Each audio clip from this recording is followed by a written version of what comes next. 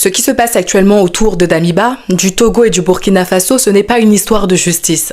C'est une histoire de mise en scène. Paul-Henri Damiba, ce n'est pas n'importe qui. C'est un ex-militaire formé dans les écoles occidentales, formaté dans une logique bien précise. Un homme qui a pris le pouvoir au Burkina Faso par un coup d'État, non pas pour libérer le pays, mais pour sécuriser des intérêts étrangers, des intérêts occidentaux, des intérêts qui n'ont jamais été ceux des peuples africains. Et quand Ibrahim Traoré arrive, quand il renverse Damiba, là on assiste à une rupture, une vraie. Une rupture qui dérange, parce que pour la première fois depuis longtemps, un jeune officier refuse de jouer le rôle attendu. Il ne récite pas le script, il ne rassure pas les chancelleries, il ne s'excuse pas d'exister. Damiba, lui, disparaît, il se réfugie au Togo. Et là, il faut arrêter de faire semblant de ne pas comprendre.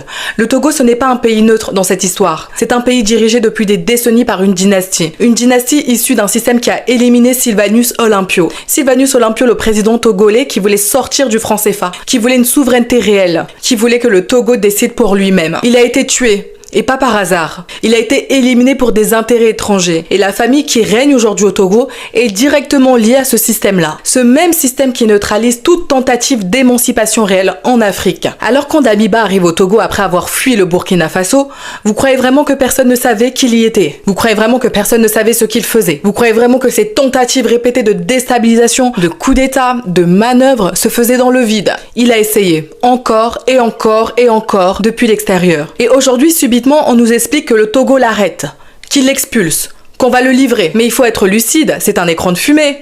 On sacrifie un pion devenu encombrant pour donner l'illusion d'une coopération, pour faire croire que tout le monde est désormais du bon côté, pour effacer les silences d'hier, les complicités d'hier, les calculs d'hier. Vous pensez sérieusement que les dirigeants togolais n'étaient pas au courant de ce qui se passait au Burkina Faso? Vous pensez qu'ils ne savaient pas quel rôle jouait Damiba? Vous pensez qu'ils ont découvert tout ça par surprise? Non, ils savaient, ils savent toujours. Mais aujourd'hui, le contexte a changé. Ibrahim Traoré est toujours là.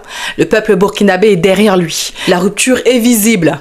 Et certains régimes commencent à sentir que le vent tourne. Alors on livre Damiba, pas par conviction, par opportunisme. Ce n'est pas un acte de justice, c'est un ajustement politique.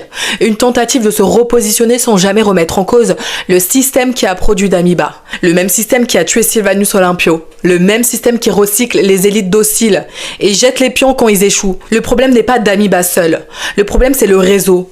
Le problème c'est la continuité. Le problème c'est ce théâtre permanent où on change les acteurs mais jamais le scénario. Donc oui, on parle d'arrestation, oui, on parle d'expulsion. Mais pendant que tout le monde regarde ce spectacle, les vraies questions restent intactes. Qui protège qui? Qui savait quoi? Et surtout, qui profite encore de ce système pendant que les peuples africains, eux, continuent de payer le prix?